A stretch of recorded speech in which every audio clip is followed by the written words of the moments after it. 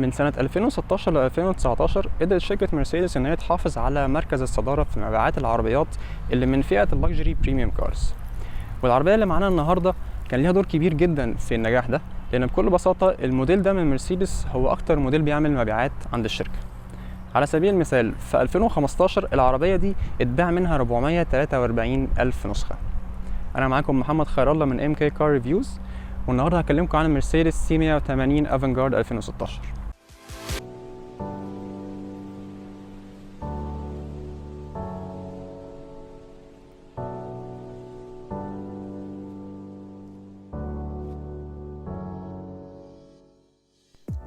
W205 ده كود الجيل الرابع من مرسيدس سي كلاس اللي ابتدى انتاجه سنة 2015 ومكمل معانا لحد النهاردة في 2020، ونزل منه فيس ليفت في 2018.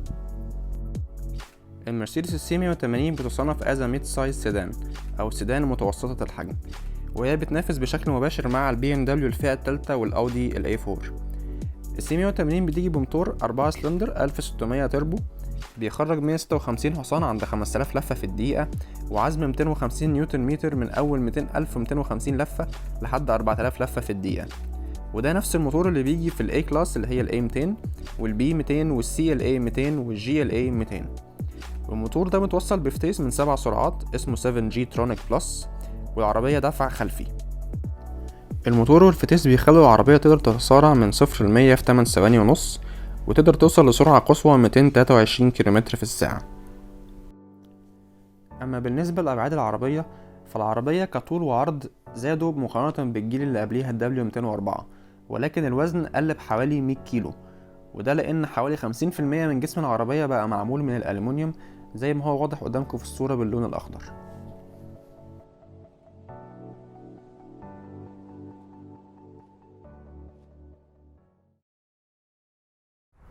طيب ده كده شكل العربية من الجنب. هنلاقي خطوط العربية الحقيقة يعني انسيابية جدا وجميلة جدا. النيكل كروم اللي عند العتب تحت مع النيكل كروم اللي حوالين الشبابيك.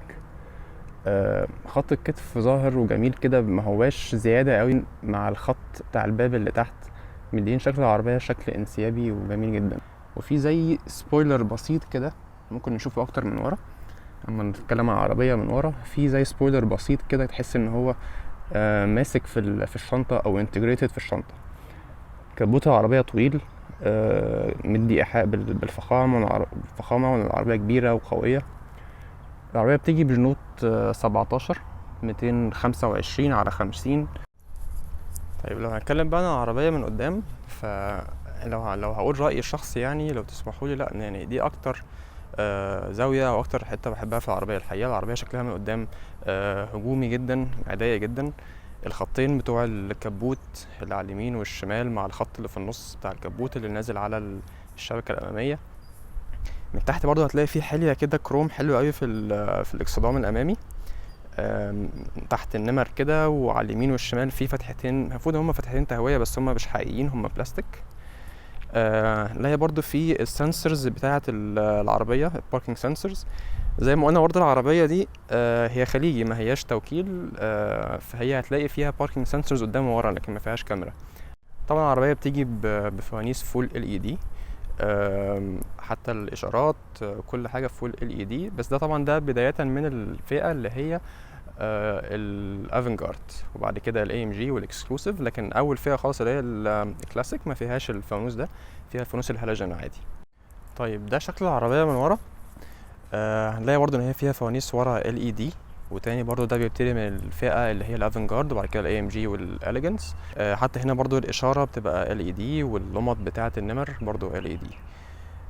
تصميم العربية من ورا برضو تاني انسيابي جدا الحقيقة. الشكل بتاع الشنطة مع الكيرف بتاع الشنطة اللي هو زي ما قلت لكم فيه كده زي سنة سبويلر انتجريتد او طالع بارز شوية من الشنطة. وفي الاخر الاكسدام تحت هنلاقي فيه برضو كده حليتين كروم من اول لاخر الاكسدام، تديك ايحاء ان هم فتحتين شكمان، لكن هم في الحقيقة مش فتحتين شكمان يعني. وفتحة الشكمان تحت على الشمال مستخبية. برضو هنلاحظ ان ورا هنا في الباركينج سنسورز تحت فوق الحلية الكروم اللي في اخر الاكسدام من تحت زي ما انتم شايفين. ده كده شكل العربيه من جوه. خلينا كده ناخد بصه الاول قبل ما نخش في التفاصيل. زي ما قلنا برضه في الاول، العربيه دي خليجي ما هياش وكيل، فهتلاقي هنا حتى ان فئه الافنجارد ما بتجيش فرش كامل جلد، هي بتيجي جزئين جلد مع قماش.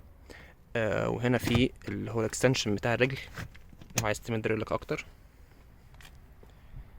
وده شكل كده العربيه او مقصوده العربيه الرئيسيه من بره. طيب تعالى ناخد بقى نظرة كده على الخامات بتاعت العربية من جوه. فوق هنا طبعا أكيد سوفت ليذر أو سوفت تاتش. هنا في كده خامة زي الألومنيوم، تحس فيها تجزيعة كده وفيها نقشة جميلة جدا. العربية فيها تسخين للكراسي، وبرضو الزرار بتاعتها معمولة من الألومنيوم كده أو النيكل كروم آسف. المسح حلو جدا. المفروض الطبيعي ان العربيه بيبقى فيه هنا الزراير بتاعه الميموري سيتس او كراسي الكهرباء مع الميموري وهكذا، لكن برضو بما ان العربيه خليجي فما بينزلش منها الاوبشن ده، بينزل منها كراسي كهرباء عادي خالص. تحت هنا في العربيه، تحت هنا عند الكرسي بالايد عادي خالص. الباب هنا برضو جلد سوفت تاتش. الحته اللي انت بتسند عليها كوعك برضو نفس الكلام سوفت تاتش. مقابض الباب نيكل كروم. الزراير بتاعة الشبابيك ورا وقدام والمراية كل ده نيكل كروم، معمول بشكل بصراحة حلو قوي. الجميل بقى في الموضوع ان برضو العربية من تحت، نص الباب اللي تحت برضو نفس الكلام سوفت تاتش ماتيريال، ما هو مش مستخسرين خالص فيها. مساحة التخزين هنا كبيرة، ما هيش صغيرة خالص، ممكن تاخد ازازة مية كبيرة مفيش مشكلة. زرار فتحة الشنطة برضو نيكل كروم. بعد كده نيجي نبص هنا هنلاقي في اليونت او الوحدة بتاعة الإضاءة والفوج لايت ونور العدادات. والعربية هنا بتيجي بلين اسيست، ممكن تشغله وتطفيه وانت ماشي. وفيها برضو بارك اسيست، ان العربية تركن لوحدها، وان هي برضو تديك تنبيهات زي ما قلنا كده. لو انت قربت قوي من العربية بتديك وورنينج، وممكن تفرمل لوحدها لو انت هتخبط في العربية اللي قدامك. تحت هنا بس مش باين قوي ده الالكترونيك باركينج. الهاند بريك هي هنا كهرباء. وكملنا فوق هنلاقي برضو ان هنا التابلو نفس الكلام سوفت تاتش ماتيريال، سوفت قوي بقى هنا بزيادة يعني. ونفس الكلام برضو هنا نكمل في التابلو، نفس برضو الماتيريال اللي كانت في الباب النيكل كروم او الالومنيوم. ونفس الكلام هنا برضو حتى اللي هو الجلاف كومبارتمنت او جلاف بوكس نفس الكلام برضو سوفت تاتش ماتيريال. عندي بس تعليق عليه صغير، مش عارف يعني هو فتحته غريبة شوية، مش اعتيادية يعني. تحس ان انت ممكن وانت تحط حاجة تتزنق، هو يمكن يكون باين ان هو كبير شوية، لكن هو الفتحة دي ضيقة شوية، مش عارف ليه معمولة كده الحقيقة. كان ممكن يعني تتعمل بطريقة أذكى شوية، ولكن ماشي الحال مفيش مشكلة يعني. العربية من نص الكونسول بتاعها بصراحة جذاب جدا يعني. كم كبير جدا من البيانو بلاك فينش، اللي هو أو اللي بيسموه الجلوسي بلاك أحيانا. كل ده بيلمع وجميل جدا. برضو لمسات كتير قوي من النيكل كروم في حوالين البيانو بلاك، ده مديك إحساس بالشياكة، والعربية شكلها من جوه شيك قوي مميز قوي. فتحت التكييف برضو من النيكل كروم، ودي حاجة برضو يعني مش دايما الناس بتعملها في شركات تانية، عادة بيبقوا اتنين بس، لكن التالتة دي بتبقى حلوة جدا، خاصة الناس اللي قاعدة ورا في الكنبة عندهم طبعا فتحتين ورا، لكن كمان واحدة هنا تالتة تبقى حاجة جميلة جدا. في المجمل الحقيقة اللي فاكر طبعا او اللي اكيد اللي عارف الموديل بتاع مرسيدس اللي هو W204 اللي هو الشكل اللي قبل ده، هيلاحظ ان في اختلاف جذري في التصميم من جوه ما بين الموديل ده واللي قبليه اللي هو W204. العربية اتنقلت نقلة نوعية الحقيقة، خرجت من الديزاين او الشكل بتاع العربية الكلاسيكي، وخطوط اللي هي اللي على طول خطوط عريضة وخطوط ما فيهاش لعب كتير، ما فيهاش حركات كتير، شيك طبعا بس بسيطة. وخرجت من ده وراحت بقى في اتجاه تاني خالص، في دواير كتير، في كيرفات كتير، يعني في تحس ان في ديزاينر مختلف تماما عمل العربية دي من جوه، وفعلا نقلها نقلة نوعية تماما يعني. طيب ده كده شكل الدريكسيون بتاع العربية، بيجي ب 3 سبوك. طبعا اكيد مالتي فانكشن. هنا عندك التحكم في المنيو اللي في العربية، يعني مثلا ممكن تقلب كده في حاجات اللي ليها علاقة بالتريب، المعلومات عن الرحلة اللي انت فيها، ماشي كام كيلو، استهلاك البنزين، بالك قد ايه سايق العربية، الكونسومشن او استهلاك البنزين بتاعك عامل ازاي، الكيلومتر بتاعك بتاع العربية عامة، والسرعة اللي انت ماشي عليها، ممكن الكلام ده بقى اكيد يتغير، ممكن تحط مثلا النافيجيشن، راديو، الميديا، التليفون، وهكذا. هتلاقي على اليمين بقى هنا في الزراير بتاعة التليفون، الفويس كوماند، والزراير الطبيعية طبعا بتاعة الفوليوم بتاعة العربية، الراديو او الميوزك. عداد العربية يعني في جزئين، في جزء انالوج اللي هو اليمين والشمال، ما كانش لسه في الديجيتال كوكبيت الكبيرة دلوقتي بتاعت اللي هي الام بي اكس. وفي النص هنا في عداد ديجيتال زي ما شفنا كده. ده مقبض طبعا الاشارات، وعربية فيها شيفتنج بيدلز. وبصراحة عجبني برضه الاهتمام بالتفاصيل، لأن هنا هنلاحظ الماينس اللي على البلاستيك أو الدراع بتاع الشيفتنج بيدل، معمول برضه من النيكل كروم، ما هواش مثلا محفور فيه أو مطبوع عليه كده بطريقة عادية، لأ هو برضه مهتمين بالتفاصيل أوي الحقيقة. الناحية اليمين برضه هي نفس الكلام، الشيفتنج بيدل بلس، وده الفتيس بتاع العربية، فوق ار، في النص ان، تحت دي، ده الباركينج. لو جينا بصينا ورا هنا كده، ده الدراع بتاع السبيد ليميتر، ممكن تخلي العربيه ما تمشيش وانت ما انت دايس بنزين، ما تمشيش عن او ما تزيدش عن سرعه معينه، والكروز كنترول. وده زي ما قلنا كده شكل الكونسول بتاع العربيه. خلينا نتكلم كده شويه عن الانفوتينمنت سيستم بتاع العربيه. هو السكرين عامه يعني حجمها 8.4 انش. فيها معلومات مش بطالة، يعني هي كويسة جدا الحقيقة. يعني هي فيها النافيجيشن، الراديو، الميديا، التليفون، في معلومات عن الفيكل نفسها. لو انت حابب مثلا فيكل سيتنجز، تخش مثلا تتفرج على الامبيانت لايت مثلا، عايز تغير شدة الإضاءة بتاعته، ممكن تغير ألوانه. عندك 3 ألوان، الأزرق، الأصفر أو الأورنج يعني، أو الأبيض. هنا الدايناميك مود، انت عايز تكونفيجر المود ازاي، او عايز تظبط المود بتاع السواقه اللي هو اسمه دايناميك، عايزه يبقى عامل ازاي. لان هو العربيه فيها كذا مود سواقه. لو نزلنا بص تحت، بصينا تحت كده هنلاقي في دايناميك. دلوقتي انا حطيتها على الكومفورت مود، ممكن احطها على الايكو مود، ممكن اطلع لسبورت وسبورت بلس. وبعد كده في بقى اللي هو ايه الانديفيديوال، اللي انت بتتحكم فيه بقى، عايز تقل الطاره يبقى عامل ازاي، عايز الموتور يبقى حامي ازاي، عايز الاوتو هولد بتاع العربيه يبقى اون اوف. الاوتو هولد اللي هو ده، لو انت واقف في زحمه مثلا العربيه تقفل لوحدها، ولما تيجي تدوس بنزين تاني العربيه تدور وتمشي، عايز يبقى مفتوح او لا. هو باي ديفولت بيبقى في السبورت بلس بيبقى مقفول. التكييف بتاع العربيه بتتحكم فيه من هنا برضو نفس الكلام، اي سي اون. تخش على الاي سي، تبتدي انت تختار بقى الحراره اللي انت عايزها، مثلا تدوس على النوب اللي تحت، تبتدي تتحرك، تختار الحراره اللي انت عايزها. طبعا هو يعني في حاجات كتير مش هنقدر نتكلم عنها كلها دلوقتي في الفيديو ده، ولكن لو حابين ان انا اتكلم عنها باستفاضه اكتر، قولولي كده في الكومنتس، ممكن اعمل عليها فيديو لوحده. ننزل تحت بقى هنلاقي هنا زي ما قلنا فتحات التكييف. نوطي العربيه بس عشان الصوت. فتحات التكييف نيكل كروم. بعد كده هنا في شويه شورت كاتس بقى للحاجات اللي على الانفوتينمنت سيستم نفسها. يعني ممكن هنا تعلي برضو الحراره وتوطيها، هنا بتتحكم برضو في اتجاهات الهواء والمروحه والاوتو ولا لا. التكييف ده دول زون، عشان كده هنلاقي هنا في زرار اسمه سينك، يعني ممكن تخلي اليمين حراره والشمال حراره وهكذا.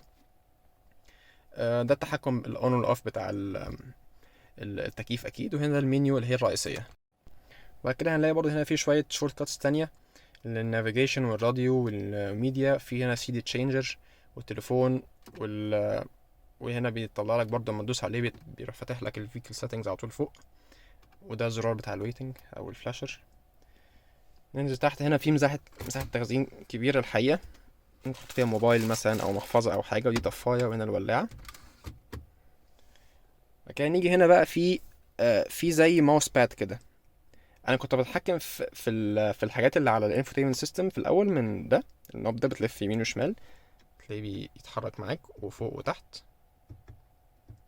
ممكن تعمل كده، او ممكن تعمل بالماوس باد، تطلع فوق نفس الكلام، فوق وتحت، كأنك يعني على ماوس باد بتاعت لابتوب او حاجة. ولو دوست عليها بتسلكت اللي انت عايز تسلكته. ممكن ترجع هنا بزرار اللي هو الباك. ده هنا الزرار بتاع الفوليوم بتاع الصوت، وده هنا ممكن تقفل الديسبلاي تماما لو انت مش عايز تشغلها يعني او حاجه. في هنا برضه جزء جميل من النيكل كروم لفتح منطقه التخزين دي، بتدوس عليها كده يفتح لك منطقه كبيره، مش صغيره، لا كويسه جدا طبعا. ممكن تحط فيها موبايل ومحفظه ومحتاجة حاجات كتير يعني. والجميل ان هي بتفتح من ناحيه وناحيه، بحيث ان انت مش لازم تفتحها كلها. لو اللي عايز جنبك مثلا يبص على حاجه وانت ساند هنا، مش لازم تفتح الاتنين يعني. لو بصينا فوق بقى نلاقي هنا في وحده النور، وفي هنا برضه زي كده جراب للنضاره او مكان تحط فيه النضاره. في هنا الزرار بتاع النور، وفي زرار تاني النور برضه، بس اللي هو بيبقى تحت المرايه، يعني المفروض ان هو للقرايه او حاجه، لو انت عايز تقرا او اللي جنبك عايز يقرا. وهنا دي فتحه سقف، ما هياش بانوراما، فتحه سقف عاديه، ممكن انت بتفتحها بالزرار ده. دور بس اول تكه في العربيه وبترجع لورا، ما تدوس على الزرار اللي ورا بترجع لورا خالص.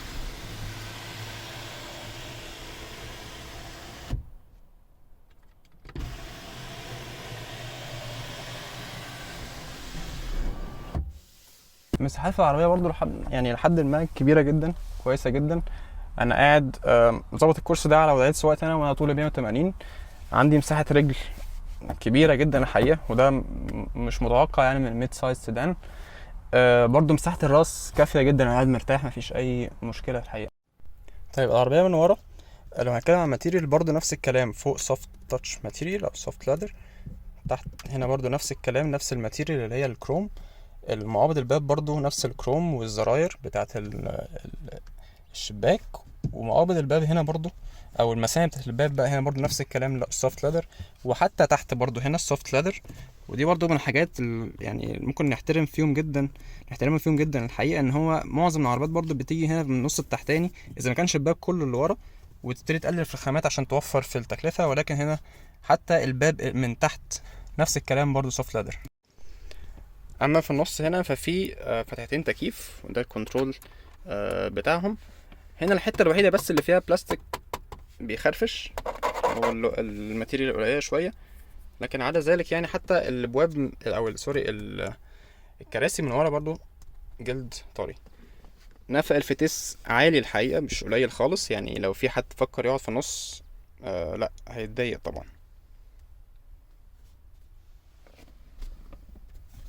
في هنا مسند في النص، 2 كاب هولدرز.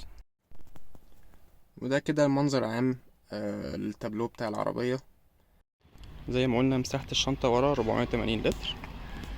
لو جينا بصينا كده هنلاقي هنا في حتت كده يعني ممكن تعلق عليها حاجات، نفس الكلام برضو على الشمال. في أماكن تخزين هنا زيادة. الكراسي دي بتنزل لو حابب انت تكبر بقى مساحة الشنطة.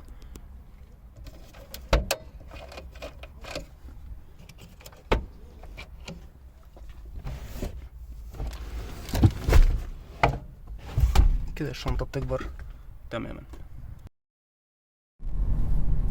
طيب خلونا كده نجرب العربية واقول لكم ايه رأيي فيها. يلا بينا نحط العربية على سبورت بلس، نشوف ادائها هيبقى عامل ازاي.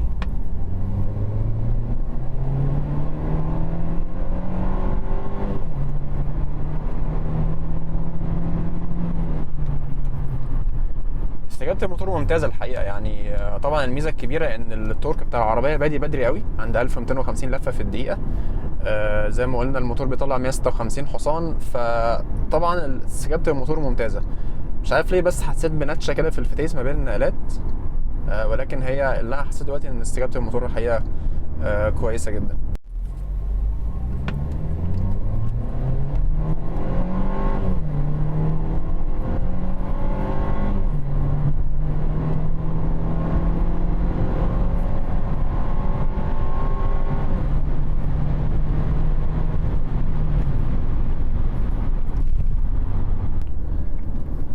العفشة تميل ان هي تكون كومفورت او مريحة، يعني ما هياش رياضية، ما هياش اللي هي حاجة ناشفة تقرفك طول ما انت ماشي، ولا هي حاجة ان هي عربية طريه جدا ومش ماسكه في الملفات وتضايقك وانت ماشي برضه. لا، هي عربيه تميل ان هي تكون بين البنين. احنا دلوقتي رجعنا تاني على الكومفورت مود، فلا هي العربيه لحد كبير متوسطه. تعالوا نلاقيها تاني كده على سبورت بلس. الستيرنج بتاع العربيه ابتدى بقى ينشف جامد، يعني دلوقتي انت يا دوبك بس تلف الدركسيون حاجه بسيطه قوي تلاقي ان العربيه راحت في مكان ما انت عايز بالظبط. برضه صوت الموتور عالي، ده لان دلوقتي الار بي ام بتاع العربيه ابتدى يتاخر. يعني احنا دلوقتي على 4000 ار بي ام، ماشيين على 80، فالعربيه عماله بتاخر بقى في النقلات بحيث ان هي تبقى على طول جاهزه معاك. اما بالنسبه للفرامل بتاع العربيه فتعالوا نجرب كده. يعني احنا دلوقتي ماشيين على 75. نعمل بس شويه عن الناس عشان ما يلبسوش فينا. وصلنا لحد 90 كده. تعالوا نجرب نفرمل ونشوف اللي هيحصل. لا، هايله طبعا، فرامل ممتازه مفيش كلام يعني اكيد. طيب دلوقتي احنا طلعنا على طريق سريع كده، خلونا برضو نجرب نشوف العزل بتاع الصوت بتاع العربيه عامل ازاي واقول لكم. يعني دلوقتي انا حاليا ماشي 126، ابتديت اسمع شويه صوت هواء من بره. مفيش صوت جاي لي من الكاوتش، ولكن من الصوت من الازاز من عند القوايم كده تحس ان في شويه صوت هواء يعني واضح. ما هواش كارثي الحقيقه، ولكن برضو لازم نقول ان هو في شويه صوت هواء بسيط. تاني نرجع نقول طبعا العربيه في الملفات هايله. يعني انا دلوقتي داخل على ملف حوالي 130، مفيش اي مشاكل خالص. العربيه ماشيه زي ما انا عايز بالظبط. طيب استهلاك العربيه دي في البنزين بقى عامل ازاي؟ على الورق هو طبعا هو المفروض 5.4 لتر لكل 100 كيلو. هل الكلام ده على الحقيقه فعلا بيتحقق بنسبه كبيره؟ طبعا دلوقتي انا عالي معايا شويه الاستهلاك، وصل لحد 12 وشويه، ده لان انا كنت جايبها كتير على سبورت بلس وعمال بقى ارص على العربيه كتير عشان بجربها. ولكن لا، هي استهلاكها في البنزين الحقيقه ممتاز يعني. برضو تانك العربيه 66 لتر، فلا هي طبعا استهلاكها من البنزين كويس. كده كده انت لو عايز برضو توفر في البنزين اكتر، في عندك الوضعيه بتاعه الايكو برو، هنا بتوفر بنزين اكتر، بس طبعا اكيد برفورمانس العربيه بيقل كتير. اما بالنسبه لتجهيزات الامان في العربيه، فالعربيه طبعا واخده تقييم 5 نجوم في اختبارات السلامه الاوروبيه اليورو انكاب. بيجي فيها فرامل ABS و EBD والكترونيك ستابيليتي كنترول. فيها نظام اسمه فورورد كوليجن وورنينج، بحيث ان انت لو هتخبط في اي جسم قدامك او اي عربيه قدامك العربيه تديك تنبيه الاول. بعد كده لو انت ما استجبتش للتنبيه ده، العربيه فيها برضو نظام اسمه الكترونيك بريك اسيست، بحيث ان هي تفرمل لو انت ما استجبتش للتنبيه اللي اديته لك في الاول. بتنزل طبعا ب7 اير باجز. العربيه فيها كذا حاجه بقى، كذا نظام كده اخرهم اسيست، زي مثلا اتنشن اسيست لو انت سايق على طريق سفر مثلا وانت العربيه حاسه ان مفيش استجابه منك للطاره او الدركسيون، هي بتتوقع ان انت مثلا ممكن تكون غفلت او نمت او حاجه فبتديك تنبيه. في طبعا لين اسيست لو انت خرجت عن المسار بتاع الطريق بترجعك ليه. العربيه برضه فيها بلايند سبوت اسيست. واخيرا العربيه فيها الداون هيل اسيست والاب هيل اسيست، بحيث ان انت لو طالع مطلع او نازل منزل العربيه ما تتزحلقش منك. طيب ملخص العربيه ايه بقى؟ طبعا العربيه مفيش كلام، عربيه محترمه جدا، مرسيدس بريميوم لاكجري كار، اداء ممتاز في الجري، مريحه جدا في المشي، عفشتها محترمه، مفيش مشاكل على كل الكلام ده. عربيه واسعه الى حد كبير بالنسبه للفئه دي. لو هنتكلم على الايجابيات، عربيه ماتيريالز محترمه جدا، ودي من اكتر حاجه لفتت نظري او اكتر حاجه عجبتني ولفتت نظري في العربيه، ان الماتيريالز يعني محترمه جدا. يعني حتى الاجزاء اللي هي السفليه من الباب والاجزاء اللي تحت هنا في السنتر كونسول، كل الكلام ده سوفت ليدر، ودي حاجه نادرا ما تلاقيها. حتى في العربيات البريميوم برضو نفس الكلام، احيانا بتلاقي حته دي بلاستيك عشان متوفرا للتكلفه، انما هنا العربيه دي حقيقه يعني مهتمين جدا بالتفاصيل ومهتمين جدا بالماتيريالز. الحاجات بقى اللي ما عجبتنيش في العربيه هم مش كتير الحقيقه برضو، لكن هم ستيل في حاجتين ما عجبونيش في العربيه. اول حاجه في تسع عربيه مع القرص جامد، بتحس في نقشه كده ما بين النقله والثانيه، ودي بصراحه غريبه شويه بالنسبه لي على عربيه زي دي. المفروض في تيس 7 نقلات 7 جي ترونيك من المرسيدس، يعني المفروض يبقى احسن من كده شويه. تاني حاجه عزل الصوت، الغريبه ان هو مش احسن حاجه، يعني هديله مثلا 6 من 10 مش اكتر من كده. بس كده، وده كان ختام الفيديو، اتمنى يكون عجبكم. ولو عجبكم الفيديو يا ريت تعملوا لايك وشير، ويا ريت تعملوا سبسكرايب للشانل عشان في ان شاء الله فيديوز ثانيه جايه قريب جدا. شكرا، السلام عليكم.